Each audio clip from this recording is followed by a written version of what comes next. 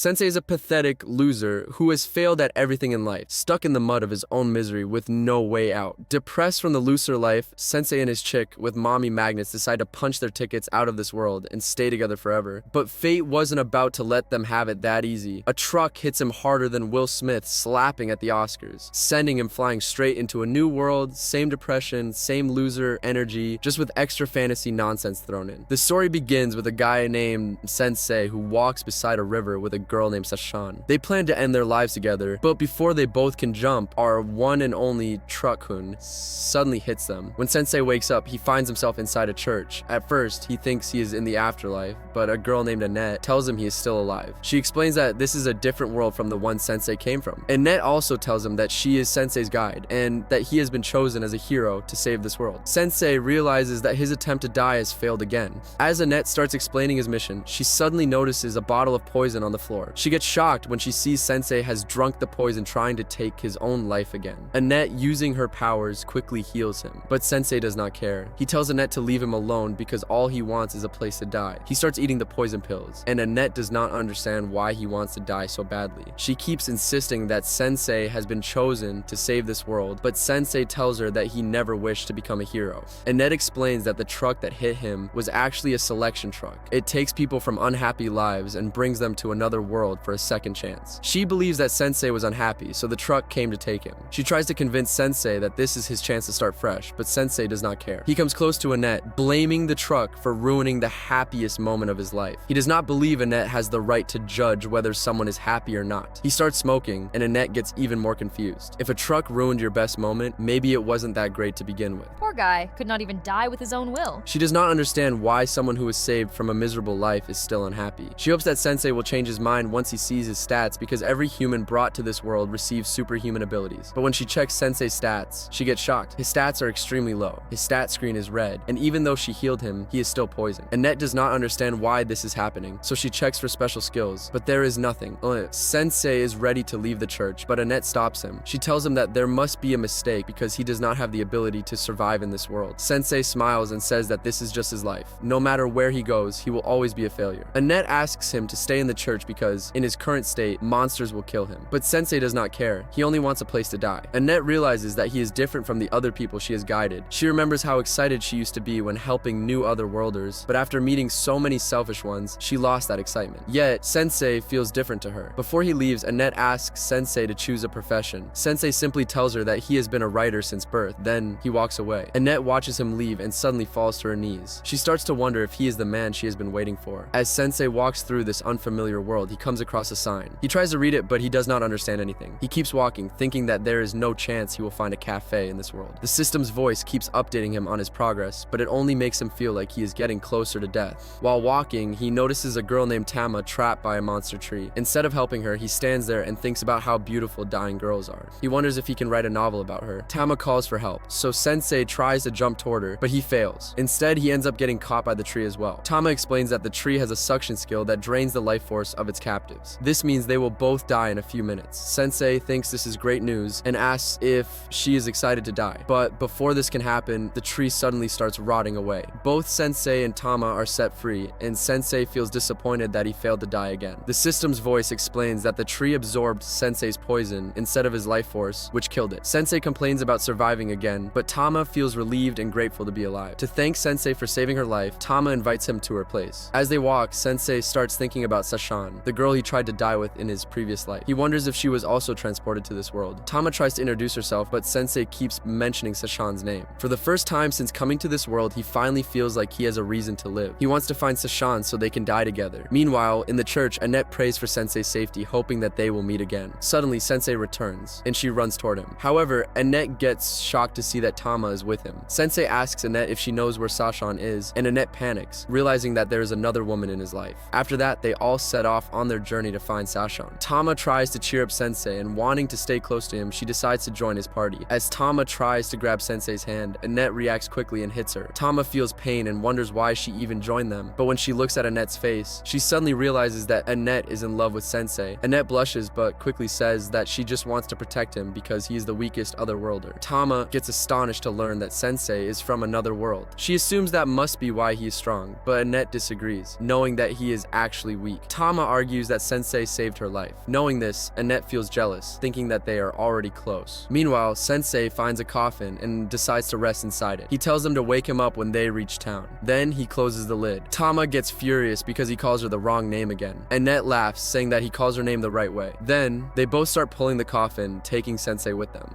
Evening arrives and Tama gets annoyed. She tells Sensei to walk on his own, but he does not answer. She gets worried that he might be dead, so Annette quickly checks his stats and reassures her that he is just resting. They finally reach the city, and Annette suggests they visit the king first, before doing anything else. They go to the castle and meet King Thomas and his daughter Charlotte. The king offers them a place to stay at the castle, but in exchange, he asks them to share their travel stories. During their conversation, the king asks Sensei if he has any pleasant memories. Sensei starts talking about how it feels to sleep in a coffin, but the king misunderstands and thinks Sensei is threatening him. Annette quickly changes the subject by complimenting Charlotte's beauty. The king then shares that Charlotte will be getting married soon. After that, King Thomas calls for two men named Gomez and Otto. He explains that the Dark Lord's influence is growing stronger, causing monsters to become more aggressive. Since he is too old to continue ruling, one of these two men will marry Charlotte and become the next king. However, Charlotte has not made her choice yet, so the king asks Sensei and his group for their opinion on who would be a better husband for Charlotte. Sensei refuses to answer, saying it is not his place to make such an important decision. He also criticizes the king, saying he is not fit to be a king, and then leaves the room. Annette and Tama quickly apologize for Sensei's behavior, explaining that he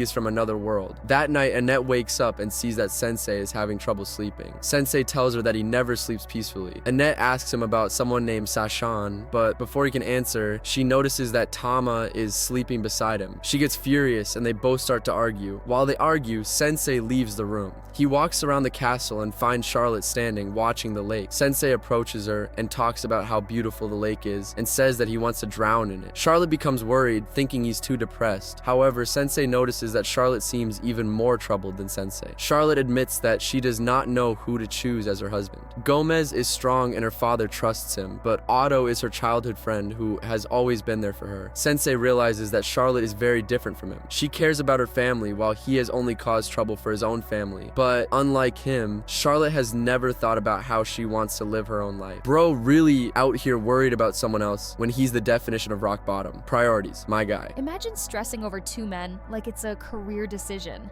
Just pick the one who doesn't make you want to throw yourself off a cliff. Before leaving, Sensei advises her to make her decision based on what she truly wants. The next day, King Thomas gathers everyone to hear Charlotte's decision. Annette and Tama argue about who Charlotte will choose. However, when Charlotte steps forward, she shocks everyone by holding Sensei's hand and saying that she wants to die with him. She explains that after talking to Sensei, she realized that Otto does not truly cares about her. She also says that she cannot marry Gomez because he smells bad. The king urges her to choose someone, but Charlotte refuses, calling him a fool. She says that no one has ever cared about her feelings except Sensei. Suddenly, Gomez transforms into a monster. He clears that his true plan was to become king so he could give the kingdom to the Dark Lord. He assumes that Charlotte saw through his disguise, but she insists that she just thought he smelled bad. Gomez becomes rageful and says that he will kill everyone. The castle guards try to stop him, but he easily overpowers them. Annette faints after hearing what Charlotte said about Sensei. Tama tries to wake her up but fails. Seeing that the situation is becoming dangerous, Tama decides to do something. She attacks Gomez and decides to fight with him. Meanwhile, Otto begins to sing, and Tama briefly wonders if Otto is using magic, but she quickly realizes that he is just performing for fun. Gomez charges at Tama and lands a powerful blow. He's about to finish her off, but Sensei steps forward and tells Gomez to kill him and Charlotte first. Gomez agrees and charges toward them. Charlotte begins to cry, saying that she does not want to die because she wants to protect the kingdom. At the last moment, Sensei pushes her out of the way. Gomez is about to attack Sensei, but Annette manages to create a barrier just in time. Gomez tries to break through it, but his horns shatter on impact. Tama takes advantage of the moment and uses all her strength to deliver one final attack. She attacks Gomez and sends him flying into the lake. After the fight, Annette and Tama thank each other and become friends. King Thomas apologizes to Charlotte for not understanding her feelings. Later, Charlotte becomes officially crowned queen, and everyone recognizes her as the rightful ruler. Sensei and his group prepare to continue their journey. As they leave, Annette and Tama wonder if Charlotte will be okay. Sensei believes Charlotte will be fine because she made her own decision. He reflects on how women who are close to death appear beautiful, but he also admires strong women like Charlotte. Annette gets jealous after hearing this. As they continue their journey, Tama starts feeling hungry. Annette suggests taking a break, and Sensei comes out of his coffin, wondering if it is time to eat. Annette offers him some bread, but he refuses because he wants boiled tofu. Annette decides to look for it in the next town. Tama asks Annette how long it will take to reach her town. Annette tells her that they will arrive in a few days, but before that, they need to stop at a temple. She explains that people from other worlds always arrive at one of 4 temples before they are sent to fight the Dark Lord. But Sensei does not care about fighting. His only goal is to find Sashan. Annette feels relieved that he will not fight because she does not want him to risk his life. Tama teases Annette, saying that she must love Sensei. Annette gets embarrassed and denies it, saying she just wants to help him because he gave her hope when she was about to give up on her job. Tama wonders what will happen if Sashan turns out to be Sensei's lover. Annette suddenly starts crying, saying she needs to find out the truth. Tama becomes worried that the temple might not accept Annette anymore since she left her job to travel with Sensei. But Annette reassures her, saying that the head priest is her friend and that she already sent her resignation letter through her familiar. Tama realizes that Annette's familiar is a small monster and sees it eating Sensei's head. Annette scolds the creature for always causing trouble. Suddenly, the familiar spits out the resignation letter, revealing that it never delivered it. Annette gets angry at the creature for failing its task. Sensei calms her down and decides to name the monster Melos. He returns to his coffin, but before they can continue their journey, a dragon suddenly appears in front of them. Melos, scared, runs from there. Both Annette and Tama get terrified. Before the dragon attacks them, a girl named Waldelia shows up and pets the dragon. Annette and Tama get shocked. Meanwhile, Waldelia tells them to leave the area because it is filled with dangerous monsters. When she notices the coffin, she assumes that someone in their group has already died. But Sensei comes out of the coffin, and Annette explains that he is just a strange person from another world. Hearing this, Waldelia suddenly becomes furious. She says that she will kill all people from other worlds. Using dark magic, she attacks Sensei and others. Annette quickly casts a barrier to protect them, but Waldelia's attack is too strong, causing the barrier to shatter. Annette notices a mark on Waldelia's neck and realizes that she is the Dark Lord. Her power is overwhelming, and they become unable to move in front of her. Waldelia prepares to launch another attack, but Sensei steps forward and tells her to leave the others alone. He says that he is ready to die. Waldelia decides to stab him, thinking that she has killed him, and then turns away to leave. But Sensei unexpectedly stands up again. He comes close to Waldelia and tells her that he can feel her hatred and asks why she is so full of anger. Seeing him still alive and speaking to her, Waldelia suddenly becomes terrified. Without saying anything, she flies away with her dragon. Gets stabbed, keeps talking. Either he's built different or she's really bad at murder. Nothing scares a killer more than a victim who refuses to stay dead. Maybe that's why she ran. Sensei and his companions barely survive the encounter. Melos comes and quickly carries them to the temple, where Annette requests a girl named Isha to take care of Sensei first. The next day, Sensei recovers completely. Tama gets shocked when she sees Sensei casually drinks the poison. Sensei says that he feels like he healed too much. Isha tells Annette that she was astonished when she heard that Annette quit her job, but at the same time, she feels relieved. She always thought that Annette was too pure for that work. Isha asks Annette why she is traveling with a person from another world. She warns her that people from other worlds are usually selfish. They receive powerful abilities to fight the Dark Lord, but instead of helping, they use their powers for their own benefit. Just then, an otherworlder, Kotaro, approaches them. He claims that his special ability allows him to create unlimited money. Isha gets angry and chases him away, saying that all otherworlders are the same. Annette insists that Sensei is different from the others, but Isha still tries to convince her to stop traveling with him. Suddenly, Sensei interrupts the conversation, saying that he needs money to buy a drug. Annette gives him some gold, and Isha believes that Sensei has already ruined her. She then asks Annette about Sensei's abilities. Annette tells her that he has no powers at all. Despite that, he fought the Dark Lord to protect them. Isha gets shocked because the Dark Lord was already defeated 7 days ago. Later, Annette explains the situation to Tama. Tama gets confused and wonders who Waldelia really is. She also realizes that Sensei arrived in this world exactly 7 days ago. Normally, otherworlders are summoned only when there is a Dark Lord to defeat, but if the Dark Lord was already defeated before he arrived, then there should be no reason for Sensei to be here. Sensei starts feeling depressed because he cannot write about his experiences in this new world. Annette becomes curious and asks what he has written about since their first meeting. Sensei tells her that he has not written anything about her. Annette feels hurt and starts crying. Sensei tells her that the only moment that excited him was his encounter with Waldelia. Then, Annette decides to take him shopping to cheer him up. She buys him a large suit of armor just in case they are attacked again. She tells Sensei to wait in one place while she goes to buy more supplies. While waiting, Isha finds Sensei and tells him that he should stop traveling with Annette. She believes that Sensei will only make her unhappy, but Sensei argues that it is Annette's decision whether to stay with him or not. Meanwhile, an otherworlder named Suzuki Suzuki, gathers the people in the town and announces that the Dark Lord is defeated. He claims that the other worlders risked their lives to defeat the Dark Lord, so now they will rule over the people.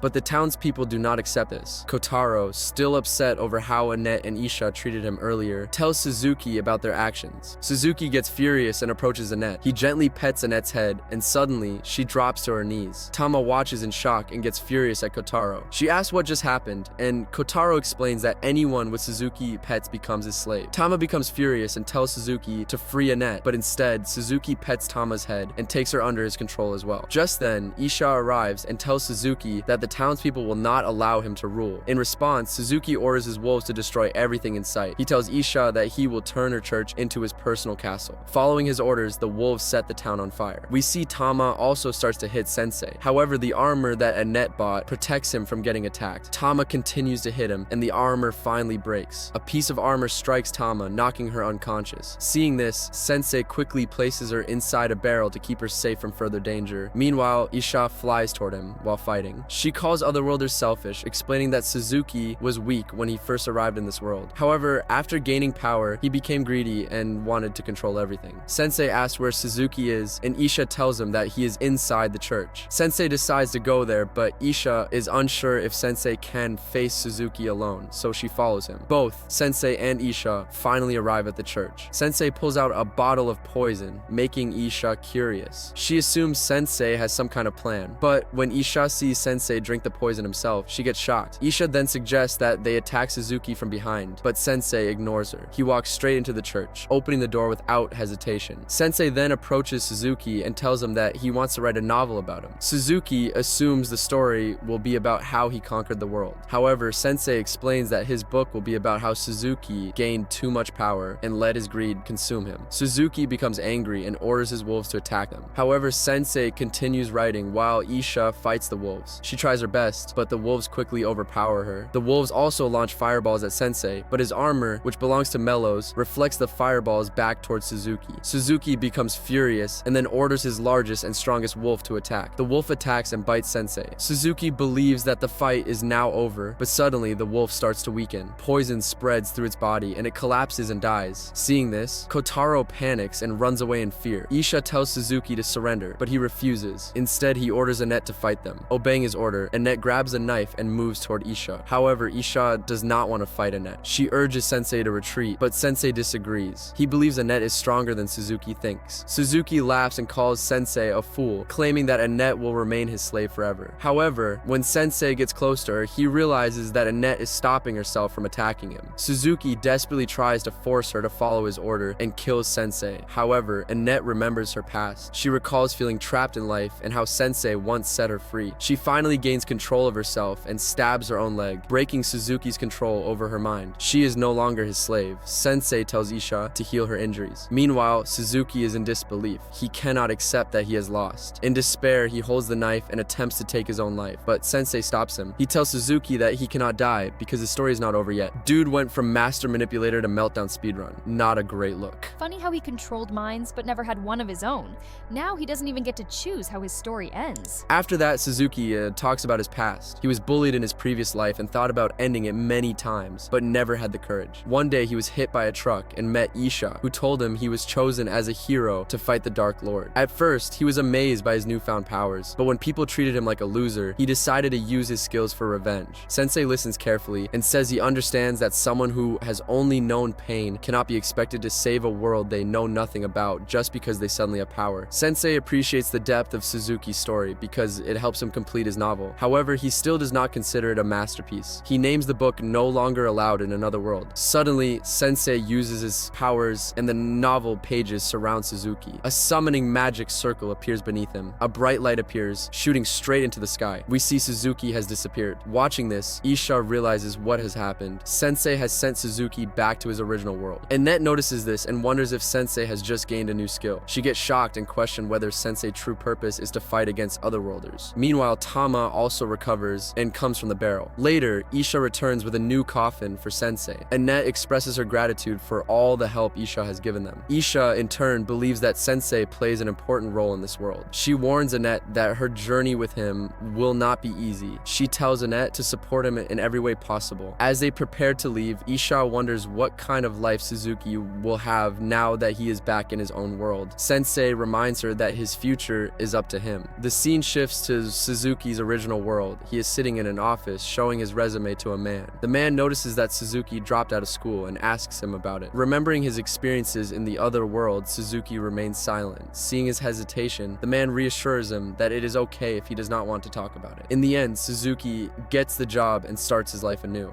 After that, Isha arrives in a town and finds a priest named Wolf drinking. He complains about the struggles he faces every day, dealing with constant wars and the different smells of other races. Another priest named Elton comes and tells Wolf that he should not speak in such a way. Wolf realizes his mistake and apologizes. It is revealed that Elton is the first non-elf to ever become a priest and has even risen to the high rank of archbishop. Elton believes that a person's species does not define their character, explaining that he has seen elves who do not act the way they are expected to. Wolf becomes angry by his situation and asks Elton to switch regions with him, since Elton's area is peaceful and much easier to manage. Just then, Cardinal Miller arrives and gathers everyone for a meeting. He apologizes for calling them when they are busy, but insists that they must report on their regions. Before they begin, a girl named Arya arrives late. She quickly apologizes, and Miller reminds her that this is her first meeting since she replaced Annette. Meanwhile, Arya admits she has nothing to report, but Miller reminds her that Charlotte recently became queen. Arya gets embarrassed and apologizes again for forgetting such an important event. Elton reports that everything in his region is peaceful thanks to the Pope's guidance. Wolf says his region is under control, but Miller points out that there have been conflicts among the dwarves. Wolf reassures him, saying it is normal. Isha speaks next, explaining that Suzuki attacked the town and they are currently working to restore it. Miller acknowledges her report, but says he has gathered them to discuss something even more serious: the presence of otherworlders. With the Dark Lord defeated, the Pope has decided that it is time to seal the magic circles that connect their world to others. Wolf gets relieved, believing that they will no longer have to deal with troublesome otherworlders. However, Miller shocks everyone by revealing that the 7 otherworlders who defeated the Dark Lord now control his former land. The Pope once believed that these powerful beings were angels sent to save their world and treated them with unconditional love. But now they have turned against the Pope. Miller declares that they must stop the chaos caused by these otherworlders and also deal with Waldelia, the Dark Lord's daughter. Elton is not able to believe that these former heroes are now their enemies. Wolf gets worried that they may be even worse than the Dark Lord himself. Arya acknowledges their power, while Isha brings up Sensei's ability. She tells everyone that he has the power to send people back to their world. Everyone becomes shocked after hearing this. Suddenly, the Pope arrives and immediately asks for more information about Sensei, believing that he might be their only hope. Meanwhile, Annette and her companions arrive in a new town and decide to rest before continuing their journey. Tama feels happy because they will finally sleep in real beds. As they look for an inn, a boy named Nir shows up and tells them where they can find a place to stay. Nir also explains to them about a service that places other worlders in weak parties to protect them. Tama feels disgusted because she had a bad experience with other worlders in the past, but Nir believes they will save the world. He offers to introduce them to a hero for money. Tama refuses immediately, but Annette decides to pay the money without hesitation. Tama gets shocked, thinking it is too much money. Nir notices the coffin they are carrying and assumes they are transporting a dead body. However, he gets even more shocked when Sensei suddenly comes out of it. Annette and Tama tell Nir that Sensei is also a hero, but Nir does not believe them. Taking their money, he promises to return with a warrior and tells them to wait at the inn. That night, Annette waits for Nir to return, but Sensei tells her he will not come back. The inn receptionist overhears and asks if they gave Nir money. Annette explains that he promised to bring a hero, but the woman reveals that Nir has never even met an adventurer before. Realizing she has been scammed, Annette becomes extremely rageful. Sensei asks the woman about Nir, and the woman explains that Nir is just an orphan who survives by tricking visitors. She feels bad for him, believing that real heroes would not allow a child to live like that. Meanwhile, Nir is in trouble. He has been kidnapped by 3 men who steal his money. Nir tries to scare them by claiming that his otherworlder friends will protect him, but the men reveal that they are also otherworlders. They know Nir has been using their name to scam people, and now they plan to punish him. Nir gets terrified. As one of the men prepares to shoot Nir, Sensei suddenly arrives and saves him. One of the attackers notices Sensei and realizes he is an otherworlder as well. However, they do not see him as a threat and decide to kill him. Sensei, instead of being scared, becomes excited and dares them to shoot him in the heart. When they prepare to attack, they realize his vitality keeps increasing instead of decreasing. Panicked, they decide to run away. Nir, still tied up, asks Sensei if he is truly a hero. Sensei does not answer him and tells Nir that he is still just a child and is not ready to be an adult yet. However, Sensei leaves without untying him. The next morning, Sensei and his companions prepare to continue their journey. Sensei looks tired and exhausted. Annette wonders if he spent the night with another woman. However, Sensei simply gets back into his coffin without answering. Nier arrives, and Tama immediately gets angry at him, demanding their money back. Nier reminds them that he promised to bring them a warrior. Since he failed, he decides to join them instead. As they continue traveling together, Nier becomes uneasy because Sensei keeps talking about dying, but the others seem unbothered. Eventually, they reach Tama's town. A checkpoint stands at the entrance. Tama confidently promises to get them inside without any trouble. However, when the guards see them, they immediately arrest everyone. As they sit in the dungeon, worried, Sensei is sleeping peacefully.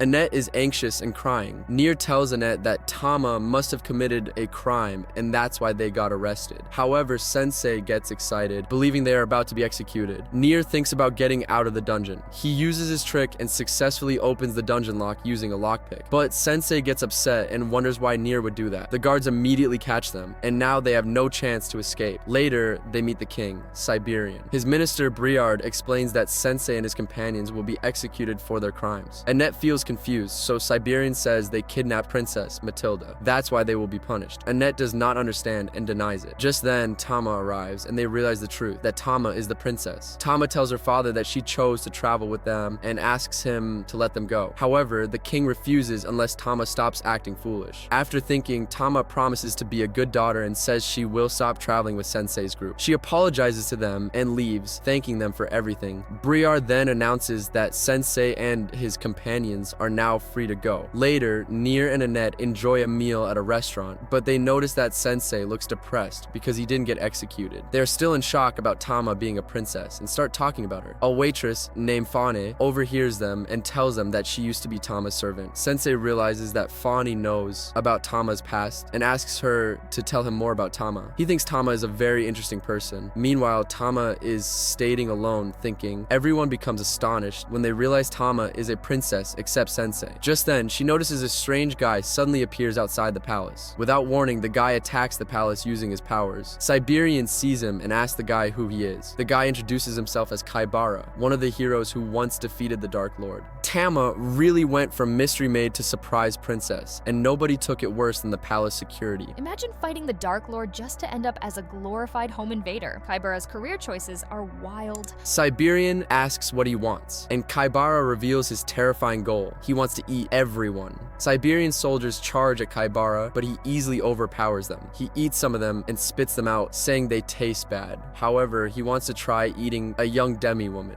Siberian orders his soldiers to stay back and prepares to fight himself. Kaibara tries to eat him, but Siberian counters with a powerful lightning attack called Thunderbolt. However, the attack has no effect because Kaibara's body has become stronger from eating golems. Siberian gets ready to use his ultimate technique, planning to defeat Kaibara in one blow. The two are about to clash, but before they can, Tama suddenly interrupts the fight. Kaibara gets excited at the chance to eat her, and she joins the battle. However, Siberian stops her, saying she can never replace her brother. Back at the restaurant, Fane reveals Tama's tragic past. Tama once had a twin brother named Leon, who was supposed to inherit the throne. However, both he and their mother died in an accident 10 years ago. This event left Siberian heartbroken. One day, Tama saw him crying and cut her hair to look like Leon, hoping to comfort him. But instead of helping, it only made things worse. Meanwhile, in the battle, Siberian tells Tama that she is a terrible fighter, but she still decides to attack Kaibara. Kaibara is about to eat her, but Siberian pushes her away to protect her. In doing so, he loses his one arm. Kaibara eats Siberian's hand and taunts him, knowing that Siberian can no longer use his ultimate technique without it. Tama becomes furious and charges at Kaibara, but before she can do anything, Briard knocks her out and takes her away. Sensei thanks Fane for telling them Tama's story. Soon after, Briard arrives with Tama, explaining that they had to escape the palace because of Kaibara's attack. Suddenly, they hear a loud blast and realize that Siberian has been defeated. Kaibara declares himself the new king and promises to rule well, but then he changes his mind. He says he wants to eat the women and children. When a man stands up to him, Kaibara instantly eats him. Then, he decides to eat everyone. The people try to escape, but Kaibara's monsters block their way. Nier watches in horror, realizing that Kaibara is completely insane. Sensei, on the other hand, believes Tama's life is like an incredible story. He urges her her to take action, telling her that she must continue her journey and show him what happens next. Later, Tama wakes up in Fani's house. She rushes outside, confused about what is happening. Briard tells her that Kaibara has defeated her father and taken over the capital. He is eating the people. Tama decides to stop him, believing it is her duty to protect the kingdom in her brother's place. However, Annette reminds her about the accident that killed Leon. She recalls how everyone cried when 2 members of the royal family died. She warns Tama that if she dies, the people will lose hope. She tells Tama not to throw her life away. Annette tells Tama about a secret way to defeat the Otherworlders. Then, Sensei decides to go to the palace with Annette, Nier, and Melos. When they reach the entrance, 2 ogres stop them and threaten to kill them. However, Sensei shocks everyone by saying he wants to be eaten, thinking it would be a great way to die. He asks the ogres to take him to Kaibara. The ogres hesitate, confused about what to do. Sensei grows impatient and tells them to hurry up. Finally, the ogres decide to grant his request. Once again, they end up in the dungeon. Annette starts crying, believing they are doomed. However, Sensei tells her to stop because he has a plan. He reveals that he secretly kept a lockpick and gives it to Nier, telling him to use it. Meanwhile, in the throne room, Kaibara listens to the ogres as they tell him about Sensei. But before anything else happens, Tama suddenly appears. Without hesitation, she knocks the ogres out. Ready to face Kaibara, Kaibara smiles and tells her that he has been waiting for her. Tama grows up watching her father mold Leon into a fighter, even though the boy has no bite. Gentle, soft-hearted, hates violence. Meanwhile, she burns to join in, fists ready, spirit hotter than dragon's breath. But her father keeps brushing her off, treating her like some background extra. Now, she stands in the throne room with one goal: prove her strength. Kaibara, grinning like he already wins, has her right where he wants. He kicks a demon's carcass at her, then blasts her with electricity, sending her flying into the wall. Pain rips through her, but her mind screams louder. That move, she knows it. It's her father's. Kaibara cackles, relishing the moment. His ability, gluttony, lets him steal powers from those he devours, and tonight, he feasts on her father's skills before making a meal out of her. Meanwhile, Sensei and his squad break into the queen's old chamber, crack open a hidden book, and leave with secrets strong enough to flip the game. Back in the throne room, Tama barely catches a breath before Kaibara strikes again. Lightning-fast kicks, elbows like falling meteors. He drags her across the floor like a rag doll.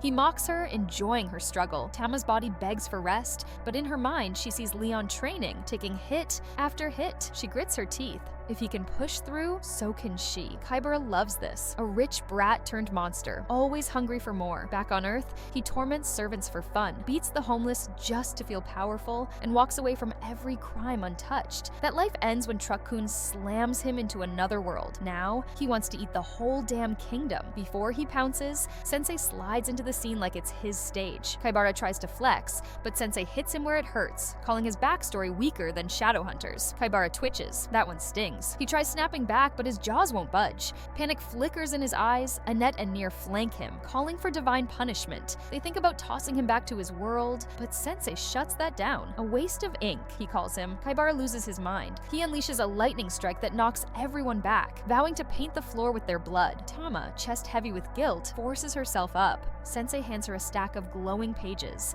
their energy wrapping around her like armor. Kaibara aims for Nier, but Annette blocks it. Sensei's voice cuts through the chaos, praising Tama's heart, her fire, her refusal to break. His words shatter the weight holding her back, and golden light explodes from her body as the divine beast's crest burns into her skin. Kaibara laughs it off. If this were anime, she'd get a happy ending, but in real life, he promises she'll die in front of her father before he devours her piece by piece. But Tama isn't listening. She isn't scared. Sensei, lighting a cigarette like this is just another Tuesday, tells Kaibara to take his best shot. He might be in for a shock. Tama moves first. She dodges his lightning, then cracks him across the jaw so hard his brain rattles. Before he recovers, she slams her forehead into his, knocking him off balance. Kaibara, enraged, goes for an all-out attack. Tama doesn't let him. 100 Fangs activates, her slashes cutting through him with precision.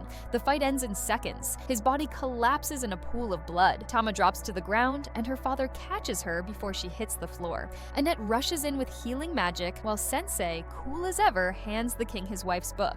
The king, shaken but grateful, thanks him. Sensei waves him off. Tama does the heavy lifting. Then Kaibara's corpse twitches. His body lifts, twisting, warping, growing into a monstrous centipede demon. He has eaten the demon king's flesh before, and now that power wakes up. The king's stomach drops. Tama, barely standing, has nothing left to give. Kaibara prepares to finish them off, but his head rolls clean off before he moves. Silence. Then shock. While Delia, the previous demon king's daughter, stands over his twitching remains. The king doesn't know what to to think. Waldelia doesn't care. She steps closer to Kaibara's ruined body. He sees her, and instead of fear, he laughs, bragging about eating her father. That is his last mistake. Waldelia unleashes a beam of dark magic so strong it vaporizes him on the spot, blowing a hole in the castle roof. Tama and the others tense, expecting another fight. But Sensei, he strolls up behind Waldelia, asks if she feels better after her little revenge. Waldelia, seeing him alive, meets his gaze for a moment before retreating.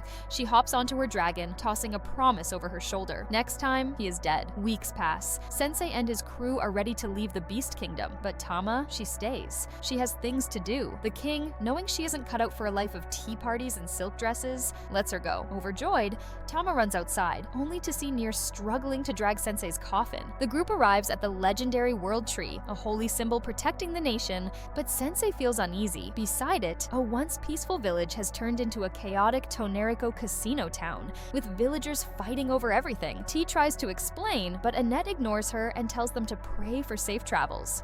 Tama refuses to let the snub slide. Sensei, as cynical as ever, tells them to hurry up and drag his coffin, but the village has changed drastically since Otherworlders arrived months ago. Once serene, it is now overrun with gambling, and the World Tree starts to wither. The desperate mayor shows them a sickly leaf and begs for help. Sensei, more focused on his sedation pills, asks for a refill, but before he gets an answer, a man named Yamada steps in. Claiming he wants to save the tree, he wins Annette's eager support. Meanwhile, Sensei, feeling strangely lighter and more alert, wanders off. He ends up in a cave full of addicts using the tree's pain-relieving leaves. A mysterious girl approaches, offering to take him somewhere more fun, a bar. Assuming he is drunk, she listens as he dramatically complains about his sad life. Unimpressed, she dances for him, giving him rare peace. Annette panics while searching for Sensei, only to find him passed out and carried to the mayor's house by the girl, Ash. The mayor scolds Ash, a witch infamous for siding with Otherworlders by running a bar instead of opposing them. Villagers despise her as a traitor,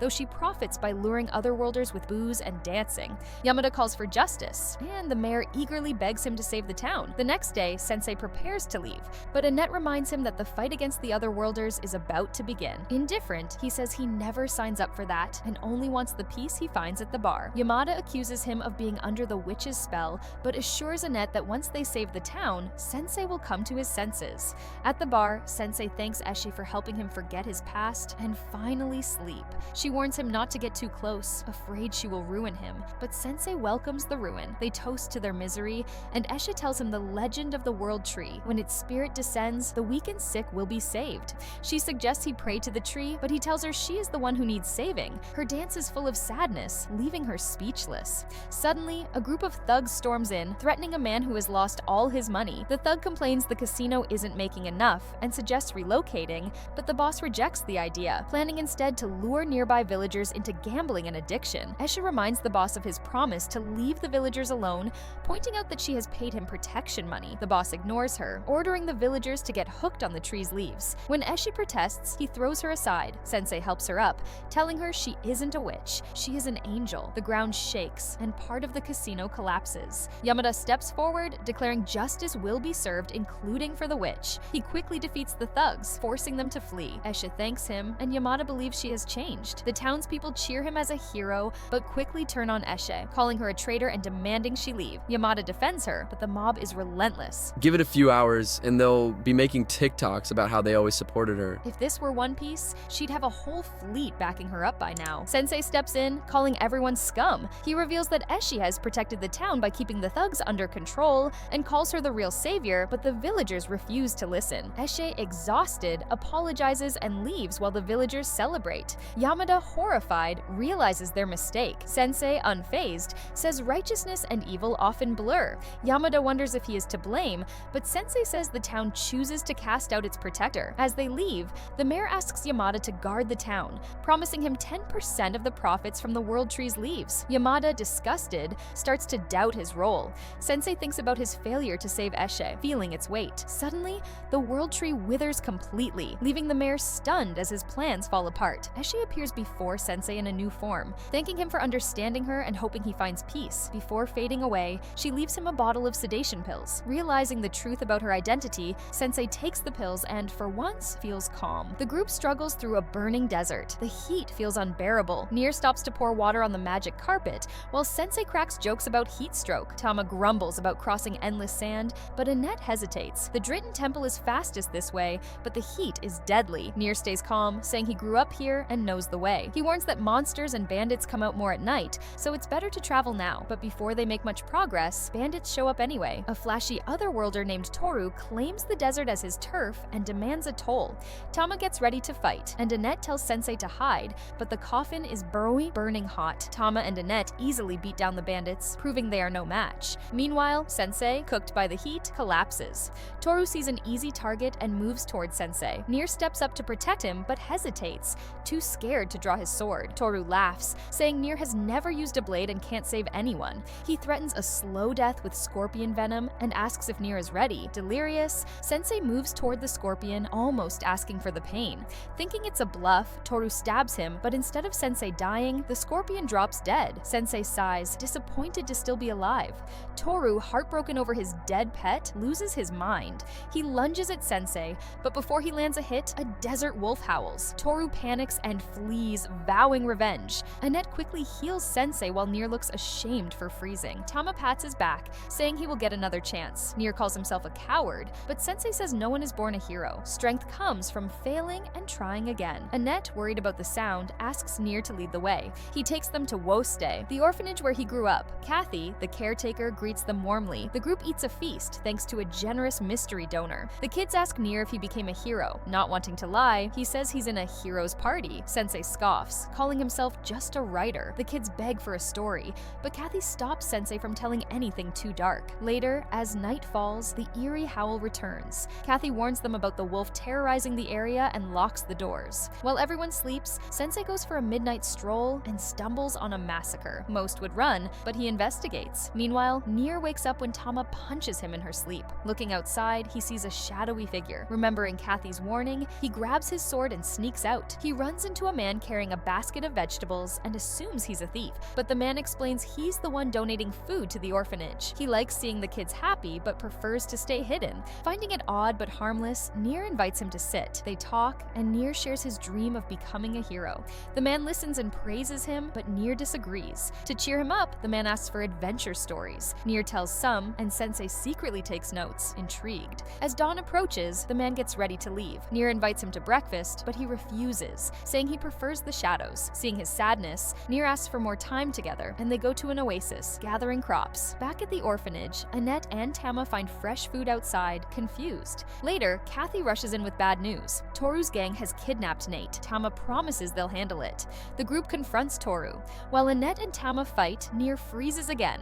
Suddenly, the mystery man appears, pulling Nier to safety. He reveals himself as an otherworlder and transforms into the feared wolf. Toru really thought he had main villain energy, but nah. Nier freezing mid-fight like a lagging NPC. Good thing the mystery man had a rescue patch installed. Wolf overpowers Toru, forcing him to release Nate. Toru tries to run, but the man, driven by rage, doesn't let him escape.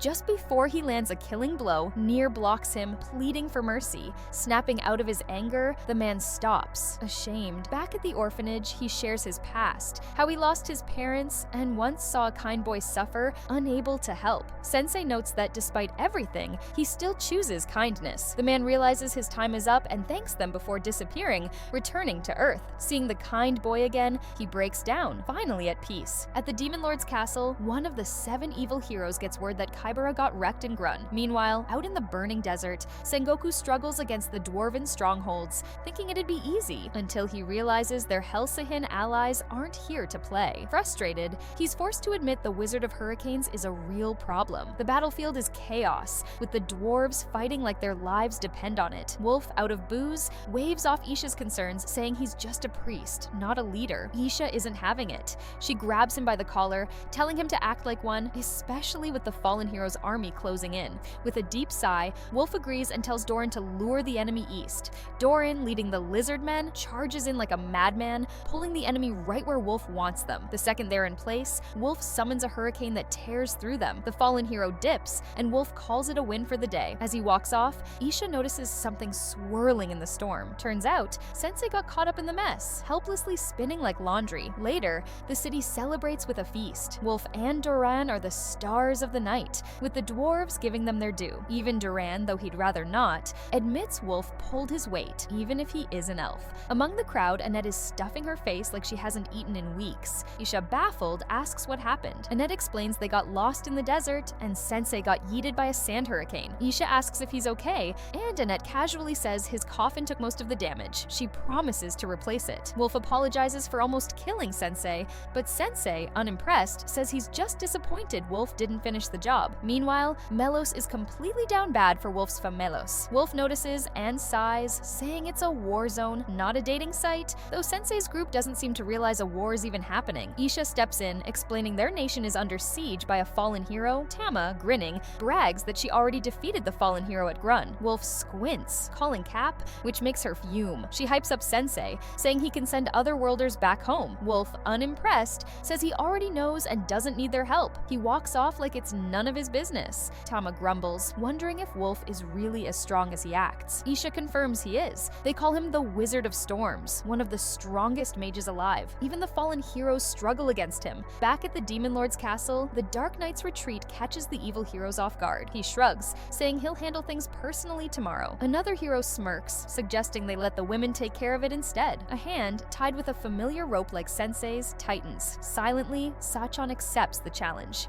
In the village, Melos sulks over his rejection. Sensei tells him to get used to heartbreak, but agrees to help him track down Femelos. They spot her with Wolf, surrounded by admirers. The Wolf shuts them all down. Following them, they reach an old house. Wolf knocks, but gets no answer. Accepting the rejection, he promises to return after the war. Sensei, watching, realizes even someone as admired as Wolf has his own problems. Choosing not to interfere, he leaves with Melos. Heartbreak speedrun complete. Melos just unlocked the Take the L achievement. Wolf out here proving that even the golden boys get ghosted. Love to see it. The next morning, Doran gets urgent news. Another attack is coming. Tama jumps up, eager to fight, but Doran tells her to sit this one out. Outside, Wolf and Doran rally the dwarven army. Their confidence shatters when the Jade Dark Dragon appears, bringing destruction. Wolf moves to cast a spell, but when he locks eyes with the fallen hero riding the dragon, he freezes. She isn't just an enemy, she's his former student. Before anyone can react, she captures him. Isha tries to stop her but gets blasted aside. With Wolf in her grasp, the girl promises to come back for Isha later before vanishing into the sky. Isha, barely standing, orders a retreat. The castle defenses are one step away from falling. Inside the war room, Isha breaks the news. Wolf's been taken. Doran is shaken, unsure of what to do. Meanwhile, Sensei sees an opening. He tells Melos this is his chance to get closer to Femelos. They return to the old house, hoping to learn more about Wolf. An elderly woman answers the door, dropping hints that there's more to his story than they know. Wolf wakes up, bound in front of the Dritten Temple. Yuriko, his former student, stands before him, reminiscing about the past. Temple guards recognize her and try to stop her, but she wrecks them like it's nothing. She thanks Wolf for making her who she is, but warns him, stay out of her way if he values his life. At the castle, Isha pieces things together. Yuriko used to be Wolf's student. Back then, he was all about training other worlders, until one day, he just stopped and turned to alcohol. No one knows if Yuriko was the reason, but right now, rescuing him is the priority. She pushes Doran to send soldiers, but he hesitates, revealing the castle is surrounded. Tama steps up, offering her party for the mission. Annette agrees but scowls when she notices Sensei is missing. When he finally returns, carrying the old woman from before, Annette fumes. The guy has never carried her like that. By morning, the team is ready. Doran apologizes for not sending reinforcements, but Tama shrugs it off, grateful for the new gear he crafted. With that, they set out. Sensei grumbles about his lack of equipment, but Doran just shakes his head. Isha reminds them of the mission, saving Wolf. As they figure out how to cross the desert without passing out, Toru suddenly pops up from the sand. Tama immediately eyes him with suspicion, but Toru claims he's changed. After Nier saved him, he became a bus driver by day and a protector of orphans by night. Tama and Nier stare in confusion as Toru turns a desert tiger into a tiger bus. The group boards, but when Sensei tries to hop in, he gets kicked off and face plants into the dirt. Furious at his wrecked scorpion cycle, he's left behind. Lying in the sand, Sensei feels useless. The old woman approaches, her eyes sharp with determination. She asks him to help her reach Wolf. Seeing her resolve, Sensei can't refuse. If she cares that much, then he'll do whatever it takes. Annette and the others storm into the Dritten Temple, but when she reaches out to help the priests Yuriko already defeated, Isha yanks her back. Yuriko's magic still clings to them. They push forward and find Wolf tied near the throne, but Yuriko refuses to let them interfere. She summons an army of skeletons. explodes, drowning the temple in chaos. Wolf begs her to stop, but she snaps. He is the one who taught her never to hesitate before an enemy. Annette braces against the skeletal horde, shield raised, while Isha blasts them with magic, but those bone freaks refuse to stay down. Isha side-eyes Wolf. If he is such a great teacher, why does Yuriko hate him so much? Flashback slams in. Yuriko is once his student, a hopeful girl with magic deemed too weak for battle. Wolf tells her to live a normal life, to leave the Dark Lord to others, but she wants to be the hero. Their days together are warm, until another girl from another world appears. Wolf fixates on her, ignoring Yuriko entirely. The neglect festers, twisting into jealousy. Desperate to be seen again, Yuriko's powers flare, and in a moment of wrath, she drags the girl into darkness. Back in the temple, Yuriko suddenly recalls her undead army. Relief flickers, until she summons something worse. A monstrous nightmare looms over them. Wolf shouts for everyone to run, but then Sensei arrives. Yuriko's face twists in shock. She knows that woman, Hikari, her little sister. Confusion hits the room like a storm. Sensei unravels the truth. Yuriko spends her youth caring for Hikari, missing out on everything. Her own life is swallowed whole, but Yuriko isn't in the mood for nostalgia. She raises her skeletons again, only for Tama and the others to shield Sensei. Hikari steps forward pleading, but Yuriko's fury boils over. She has resented her sister,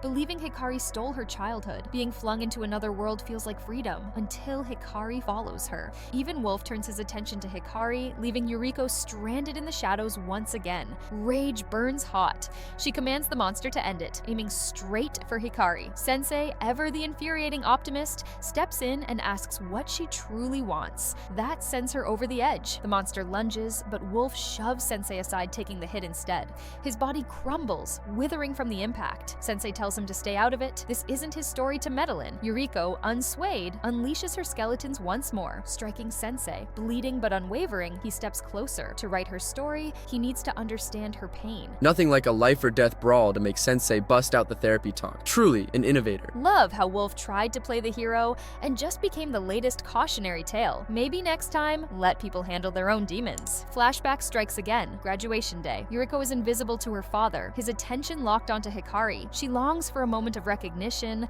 but all she gets is another order to care for her sister. Just once, she chooses herself. She dons her school uniform and leaves. By the time she returns, Hikari has collapsed. Her father's slap burns against her skin. She runs. And then, metal, impact, darkness, she is flung into another world. Not by fate, but by her own pain. Tears finally crack through Yuriko's rage. Hikari hugs her, finally understanding. The guilt, the resentment, the loneliness, they both suffer. As if the world itself acknowledges their reconciliation, Hikari reverts to her younger self, and all Yuriko's victims are healed. She turns to Wolf, whoa, whispering a quiet thanks for the brief glimpse of youth he gives her. Then the world pulls them back. Hikari wakes in her bed, staring at the ceiling. For a moment, she thinks it is all a dream, but deep down, she knows better. Duran holds the castle as enemies scatter, but he shuts down the dwarves' celebration. No victory counts without Wolf's return. Sensei and the others prepare to leave, until the ceiling caves in. The fallen angel of misery lands among them, here to wipe them out. Wolf hurls a wind spell. Nothing.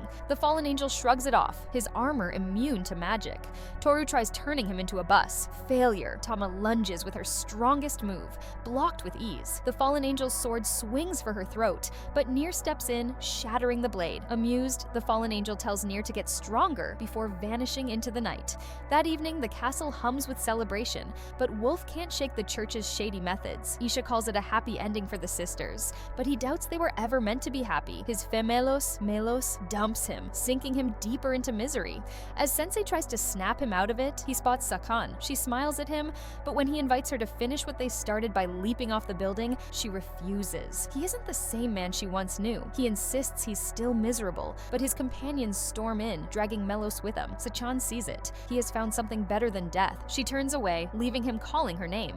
Annette puts it together. Sakan is the girl Wolf has been searching for. The next day, they meet Rhodos, the blacksmith's guildmaster who forged their weapons. Sensei drowns in restless grief, popping pills until he blacks out. Nier hands Rhodos his sword, hoping for wisdom, but Rhodos shakes his head. The blade is too grand for him. Strength first, worthiness second. Meanwhile, Sensei hijacks an unstable machine, ignoring Rhodos' warnings. He speeds off, reckless and ready to die. His companions bolt after him.